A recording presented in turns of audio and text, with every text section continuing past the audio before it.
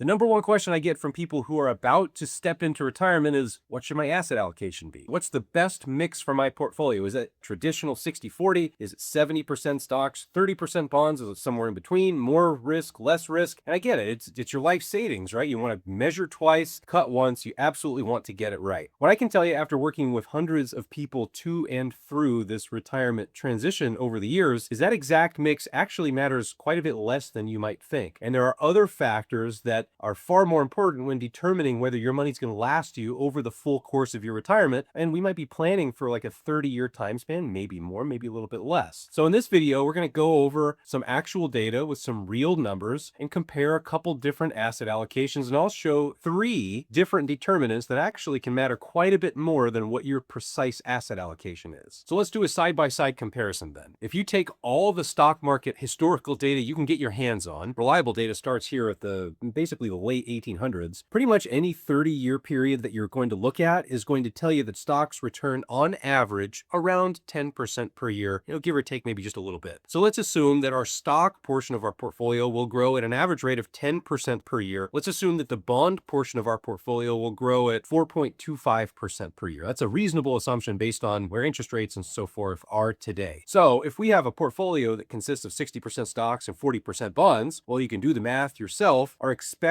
average annual return over a 30-year period is 7.7%. If we take a little bit more risk and move it to 70% stocks, 30% bonds, well, our expected return goes up because we're taking a little bit more risk. We're putting more in that potentially higher growth stock allocation. Our expected return goes up to 8.28% per year. And if we go all the way up to 80-20, it increases again to 8.85% per year. Here's a short example of why that is so important. Some years ago, I had somebody in my office who came in who was trying to figure out when and whether they could retire. They'd been a great saver over the course of their career. They're a long-haul truck driver. They'd put a lot of money into the company 401k. And at one point, this gentleman had about $1.5 million in the company 401k after saving and squirreling away a whole lot of money. And he'd been investing it consistently. He'd been driving trucks for a long time. This was back in like maybe 2016, 2017. If you think back to market history, we all probably remember the mortgage crisis, the banking crisis in 2008, 2009. So this gentleman had accumulated about $1.5 million in his 401k, and then the financial crisis hit. And if you picture a chart of the stock market over that time period, things keep going up and up and up and up and up, and then they just crater. And there was a year where stocks were down about 40% before recovery. This gentleman had about $1.5 million in his portfolio. He was invested maybe a little bit too aggressively. That $1.5 million fell in value all the way down to $800,000. And it was so uncomfortable and painful for him mentally, psychologically, emotionally,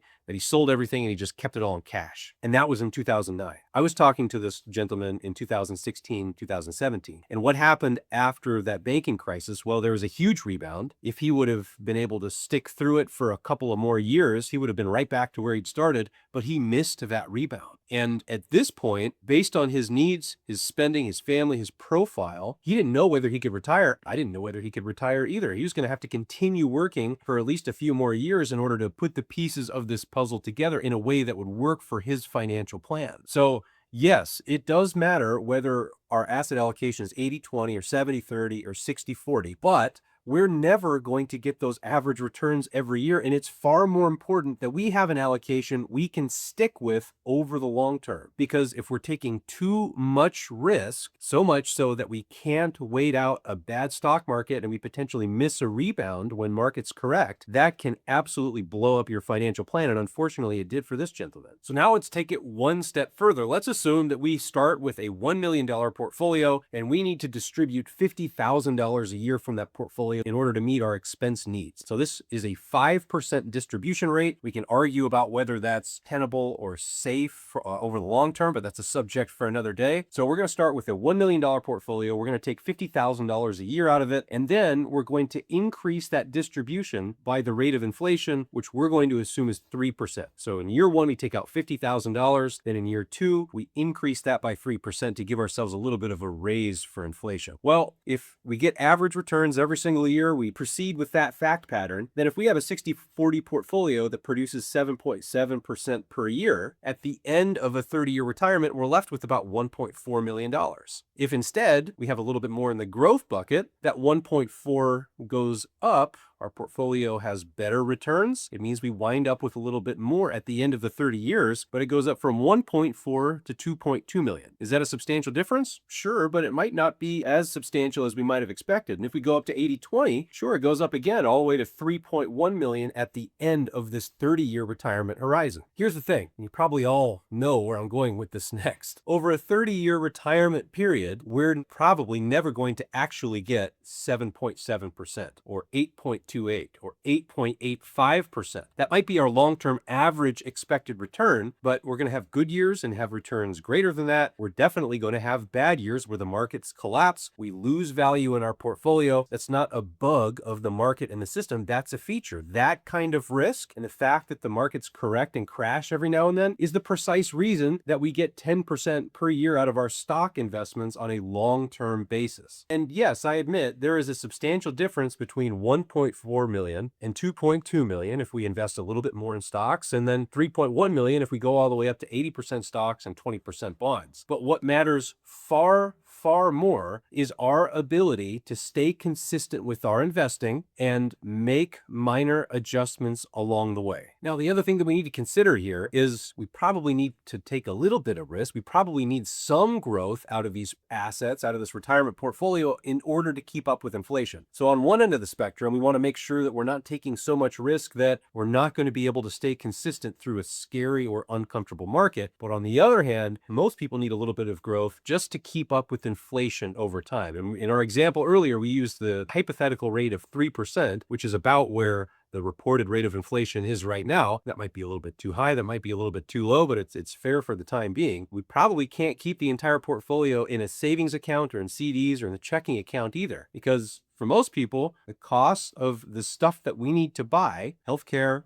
food, utilities, a little bit of travel, a little bit of help for, family members, what have you, those costs are not going to slow down. Inflation is not going to go away over the course of our retirement. So on the one hand, we need to not be so aggressive to where we can't stay consistent during a bad market. But on the other hand, we need to fight off the impact of inflation and rising costs. Now, here's the part that I don't hear a whole lot of people talking about. I see a lot of news headlines about how basic and plain vanilla and anachronistic the 60% stock, 40% bond portfolio is. From my perspective, I think it works for a whole lot of people for a number of reasons. Now, not maybe for the reasons that you're thinking about. Yes, it's a nice mix of assets. You have a nice healthy chunk in both categories, and they kind of blend together to reduce volatility and improve diversification in your portfolio, and all that's helpful. Here's another anecdote that I think will piece it all together. We had somebody else in our office here recently who was 100% invested in stocks, and they had just retired. And that's kind of an unusual allocation. It